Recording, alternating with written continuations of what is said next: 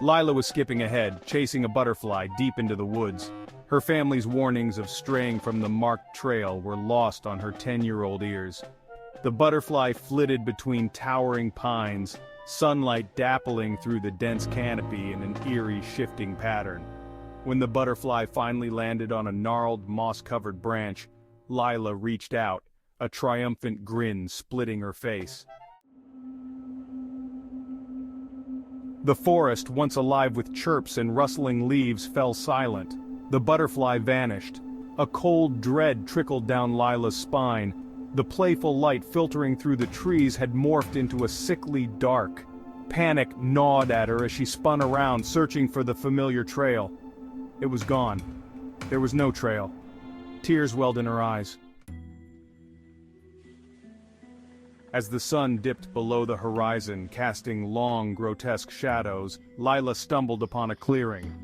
In the center stood a dilapidated cabin that was falling apart, smoke curling whimsically from its chimney. There was a grave headstone she could see from the distance. "Help!" She pounded on the rickety door, the sound echoing through the dead stillness and dark woods. The creak of the door opening was a horrifying screech.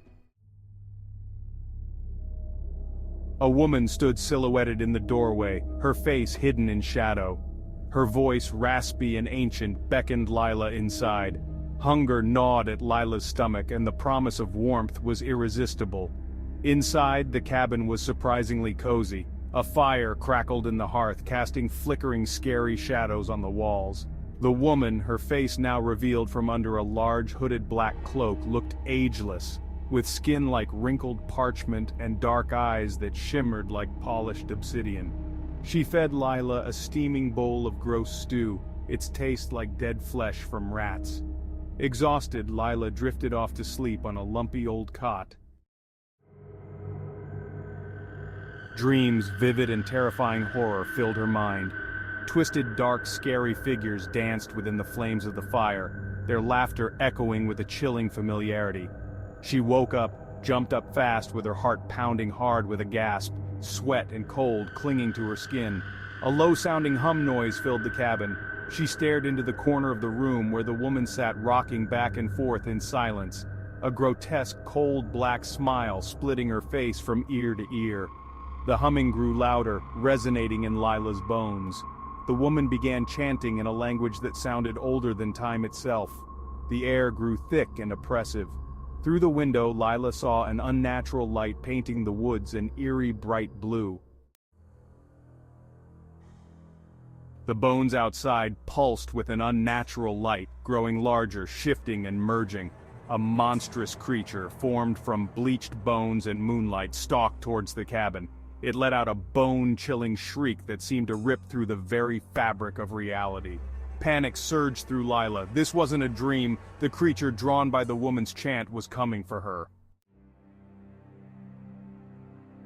With a desperate cry, Lila lunged for the door, throwing it open. The cold and foggy night air. She sprinted blindly into the dark woods, screaming, the monstrous creature's howls echoing behind her. Thorns tore at her clothes, branches whipped at her face, but she dared not stop. Finally, she burst out of the tree line, screaming loudly, collapsing onto the familiar gravel path. The warm glow of the cabin light spilled out in the distance. When her frantic parents pulled her into their arms, they were frantically trying to find her and were worried. Lila could barely speak. She only managed a choked sob. The woman, the bones, the blue light. They held her tight, their apologies muffled against her hair. That night, as Lila lay in bed, tucked safely under a pile of blankets, the chilling hum of the chant still echoed in her ears.